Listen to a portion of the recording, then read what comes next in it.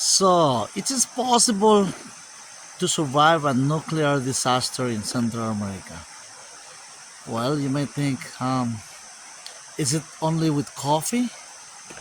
Let's see. We're gonna talk about that.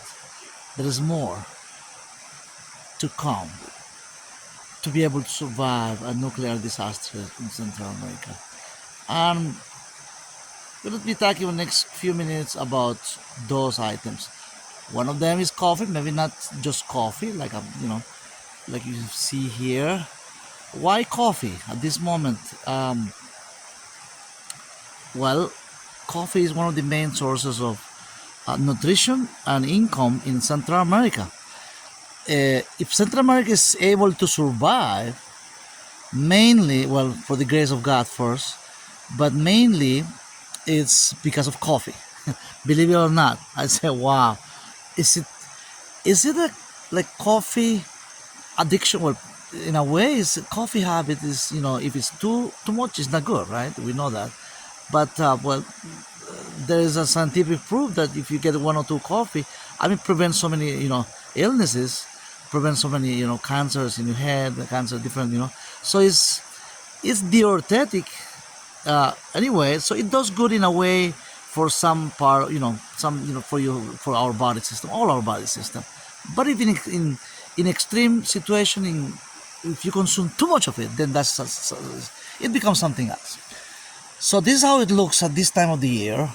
Now this is the season where, in which coffee is, it's like a maturing, and if I can touch some of them that are ready to go, right? These one are ready to be harvested, but most of it, like 90% of all this, the little coffees, this all over the places, it's not ready yet until next month, at the end of next month, September, October, and November. That's the 3 months of the uh, coffee harvest is going to take place in Central America. So, getting back to the to our topic about surviving a natural, atomic disaster. Atomic is not like a natural disaster; it's man-made, definitely. Nuclear bombs. What if anything happens anytime, right? In which the powerful nations in the world with nuclear bombs in their hand, they're gonna start throwing them, to one another. What's gonna happen in a place like this? This is way. You wonder what my location is.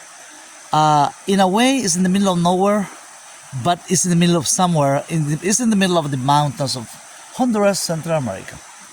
Specifically, the province of Comayagua is in between the border of the provinces of Comayagua and Colón. There are two provinces, then Atlantida, another, of course, but it's in between. This is the mountain coffee locations where almost more than 90% of the people, get their income, the source of their livelihood is coffee and banana. See the bananas next to it. In this case, it's a plantain where I'm pointing at this moment. But banana and plantain, they grow next to each other like brothers and sisters. No harm to each other. What happens with coffee? Coffee needs a lot of shade.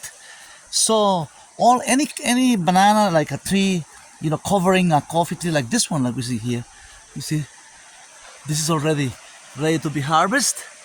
But what I'm getting into here is, you see how nice, beautiful shade the banana tree is giving to the coffee tree. No problem. It can be covered all the way, 100%, and nothing really happens. So, another source of food, nutrition, is plantain, potassium, lots of potassium, right? Okay. But the question is, what's going to happen if there is a nuclear disaster?